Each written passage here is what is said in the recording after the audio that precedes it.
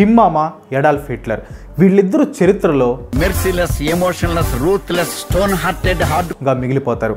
అయితే వీళ్ళిద్దరిలో most dangerous ఎవరు, మోస్ట్ క్రూయల్ ఎవరు, వీళ్ళిద్దరికి మధ్య ఉన్న సిమిలారిటీస్ ఏంటి, అసలు సిమిలారిటీస్ ఉన్నాయా లేదా, దీని గురించి నేను ఒక పోల్ పెట్టాను. దాంట్లో 69,000 మంది ఓట్ చేస్తే 84% కిమ్ మామకి ఓటేశారు. అది చూసిన తర్వాత నాకు కొంచెం షాకింగ్ అనిపించింది. అయితే చూద్దాం ప్రజల అభిప్రాయం ఎంతవరకు కరెక్ట్ అనేది.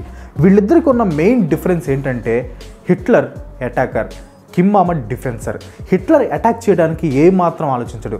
ఎదురు ఎంత పెద్ద వ్యక్తి ఉన్నా సరే తను అనుకున్నాడంటే రంగంలోకి దిగుతాడు. చాలా అగ్రెసివ్ అండ్ చాలా బ్రేవ్. బట్ కిమ్ మామ ఇంతవరకు ఎవరితో యుద్ధం చేయలేదు. నార్త్ కొరియా బార్డర్లో 3 దేశాలు ఉన్నాయి, China, Russia, south Korea. China Kim మామకి చాలా క్లోజ్ ఫ్రెండ్. ఇంకా రష్యా విషయానికి వస్తే రష్యా మీదకి యుద్ధానికి వెళ్లే అంత సీన్ కిమ్ మామకి లేదు. అక్కడ వ్లాదిమిర్ పుతిన్ కిమ్ మామ తలకాయని కొండలాగా పగలగొట్టేస్తాడు. ఇంకా సౌత్ కొరియా విషయానికి వస్తే సౌత్ కొరియా నార్త్ కొరియాకి బద్ద శత్రువు అయినప్పటికీ ఇంతవరకు యుద్ధాలు లాంటివి అయితే ఏమీ జరగలేదు. కిమ్ మామ నా దేశంలో నేనుంటే చాలు అనుకునే రకం. ఒకటో ప్రపంచ యుద్ధం తర్వాత అడాల్ఫ్ హిట్లర్ తన సొంత చరిష్మాని ఉపయోగించి పవర్లోకి వచ్చాడు. ఒకటో ప్రపంచ యుద్ధంలో హిట్లర్ ఒక సామాన్య సైనికుడు. తర్వాత తన తెలివిని, చరిష్మాని, స్పీకింగ్ స్కిల్స్ని ఉపయోగించుకొని జర్మనీకి డిక్టేటర్ అయ్యాడు. బట్ కిమ్ మామకి వారసత్వంగా తన పవర్ వచ్చింది. తన సొంతగా చేసింది కానీ ప్రజల మద్దతుతో వచ్చింది కానీ ఏమీ లేదు. జస్ట్ వాళ్ళ నాన్న చనిపోయిన తర్వాత పవర్ తనకి వచ్చింది. ఇంకా లుక్స్ విషయానికి వస్తే అడాల్ఫ్ హిట్లర్ ఫోటో చూస్తే మనకి తెలియని చిన్నపాటి భయం కలుగుతుంది. ప్రతి ఫోటోలో చాలా సీరియస్గా కనిపిస్తాడు. కిమ్ మామ కూడా కొన్ని ఫొటోస్లో సీరియస్గా ఉన్నప్పటికీ అది చూస్తే మనకు ఎలా అనిపిస్తుంది అంటే మన ఇంటి దగ్గర ఉండే అంకుల్స్ లాగా కనిపిస్తాడు కానీ పెద్ద భయంకరంగా ఏం కనిపించడు. హిట్లర్ మెయిన్ ఎయిమ్ జూస్ అనేవాళ్ళు ఈ ప్రపంచంలో ఉండకూడదు అని. జూస్ అంటే హిట్లర్కి ఎందుకు పడదు దానికి చాలా కారణాలు ఉన్నాయి. బట్ జూస్ అంటే హిట్లర్కి అసలు పడదు. వాళ్ళు ఈ ప్రపంచంలో ఉండకూడదు అనుకునేవాడు. కిమ్ మామ ఎయిమ్ నార్త్ కొరియా ప్రపంచంలోని స్ట్రాంగెస్ట్ కంట్రీగా ఉండాలి, తన దేశం తన చెక్కు చేతల్లో ఉండాలి అని. కిమ్ మామ హిట్లర్ కంటే స్టాలిన్కి ఎక్కువ సిమిలర్గా ఉంటాడు. స్టాలిన్ది, కిమ్ది మైండ్ సెట్ ఒకటే, జనాల్ని భయపెట్టి పవర్లో ఉండాలని. హిట్లర్ పవర్ మొత్తాన్ని తన గుప్పెట్లో పెట్టుకునేవాడు. తన సహాయకులందరినీ నమ్మేవాడు. వాళ్ళు నమ్మకంగా ఉండేవాడు. తన అడ్వైజర్స్ ఎవరు తన బంధువులు కానీ క్లోజ్ ఫ్రెండ్స్ కానీ ఉండేవాళ్ళు కాదు.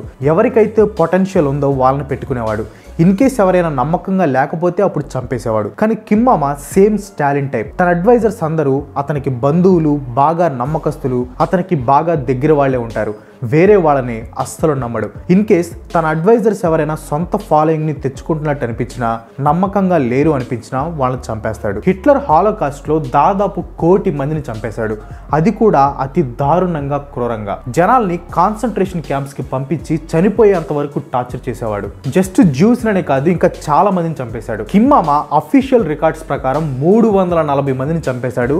అన్అఫీషియల్ గా ఒక 1000 మంది దాగుంటారు. దాంట్లో తన సొంత అన్న, తన సొంత అంకుల్ కూడా ఉన్నారు. హిట్లర్ కాన్సన్ట్రేషన్ క్యాంప్ లాగే కిమ్ మామ కూడా లేబర్ క్యాంప్ అనేది ఉంది.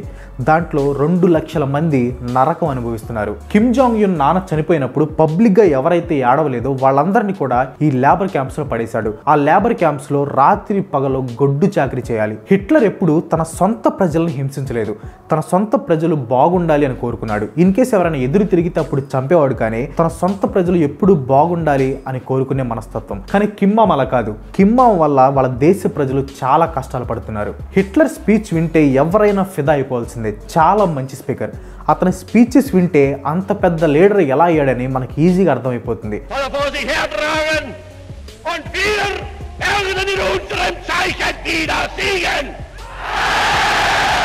అదే కిమ్ మామ విషయానికి వస్తే మాయ మాటలు చెప్పడంలో దిట్ట.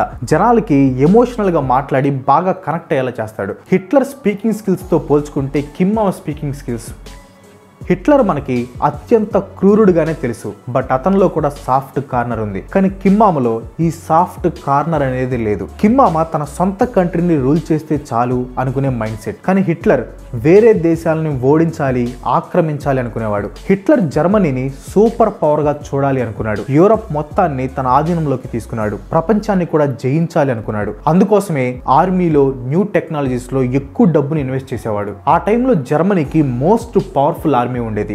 జర్మనీ అప్పట్లో సూపర్ పవర్ గా ఉండేది. నార్త్ కొరియా కూడా స్ట్రాంగెస్ట్ ఆర్మీ ఉంది, కానీ north Korea one of the poorest countries in the world. ఇంకా లీడర్షిప్ స్కిల్స్ విషయానికి వస్తే కిమ్ మామ హిట్లర్ ముందు ఎలిమెంటరీ స్కూల్ పిల్లల టైప్ అనమాట. హిట్లర్ తన తర్వాత తన పిల్లలకో బంధువులకో తన పవర్ ని ఇవ్వాలి అని ఎప్పుడు అనుకోలేదు. బట్ కిమ్ మామ చనిపోతే ఖచ్చితంగా తన కొడుకే మళ్ళీ ప్రెసిడెంట్ అవుతాడు, తర్వాత మనవడు అవుతాడు, ఇలా కంటిన్యూ అవుతూ పోతుంది. అంతేకాని వాళ్ళ ఫ్యామిలీ నుండి కాకుండా వేరే బయట వాళ్ళు నార్త్ కొరియాకి ప్రెసిడెంట్ అయ్యే ఛాన్సే లేదు ప్రెసెంట్ ఉన్న రూల్స్ ప్రకారం. హిట్లర్ టైంలో జర్మనీ యూరప్ లో సెంటర్ ఆఫ్ ట్రేడ్ గా ఉండేది.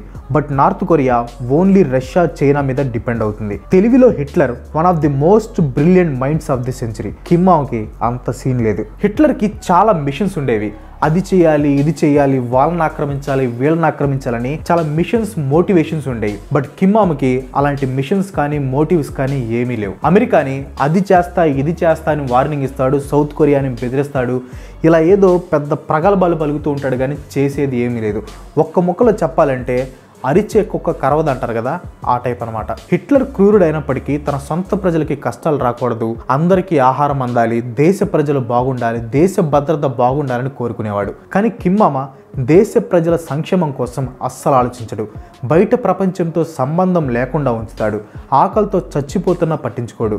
ఫారిన్ ట్రేడ్స్ ఉండదు. పెద్ద ఆర్మీ ఉంది, కానీ అది కిమ్ మామ ముందు డ్యాన్సులు వేయడానికి తప్ప దేనికి యూజ్ చేయరు.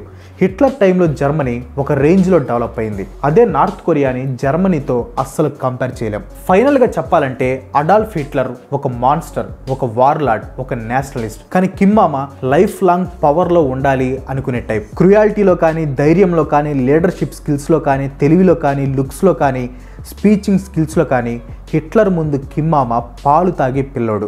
అఫ్ కోర్స్ వాళ్ళిద్దరూ డిఫరెంట్ టైం పీరియడ్స్లో ఉన్నారు. ఆ రోజుల్లో పరిస్థితులు వేరు, ఈ రోజుల్లో పరిస్థితులు వేరు. ఆ రోజుల్లో హిట్లర్కి అంతమందిని చంపే ఛాన్స్ వచ్చింది. బట్ ఈ రోజుల్లో కిమ్ మామకి అంతమందిని చంపటం అనేది ఇంపాసిబుల్. ఎందుకంటే ఇప్పుడు మనకి యుఎన్ఓ అని ఇంకా చాలా ఆర్గనైజేషన్స్ వాళ్ళందరూ చూస్తూ కూర్చోరు, కాబట్టి కిమ్ మామ అంత అరాచకాలు అయితే చేయలేడు. మేబీ కిమ్ మామ కూడా ఆ రోజుల్లో ఉండుంటే ఇలాగే అరాచకాలు చేసి ఉండేవాడేమో. అందులో కిమ్ మామకి న్యూక్లియర్ బాంబ్స్ అంటే చాలా ఇష్టం. ఎవరి మీద పడితే వాళ్ళ మీద న్యూక్లియర్ బాంబ్స్ వేసి ఇంకా ఎక్కువ మంది చావుకి కారకుడయ్యేవాడేమో. నా ఒపీనియన్ లో Adolf Hitler ruthless, brave monster and warlord. అదే కిమ్ మామ అయితే క్యూట్, స్వీట్ పొటాటో. మీరు ఎవరు క్రూయల్ అనుకుంటున్నారో కింద కామెంట్స్లో చెప్పండి. That's all for today. ఈ వీడియో నచ్చితే లైక్ చేయండి, షేర్ చేయండి. నెక్స్ట్ వీడియో మిస్ కావాలనుకుంటే మన ఛానల్కి తప్పకుండా సబ్స్క్రైబ్ అవ్వండి. అండ్ అలాగే మనకు ఒక ఇన్స్టాగ్రామ్ పేజ్ కూడా ఉంది, ఫాలో అవడానికి ట్రై చేయండి. ఇంకో మంచి ఎపిసోడ్తో మళ్ళీ కలుసుకుందాం. అంతవరకు సెలవు, బాయ్ బాయ్.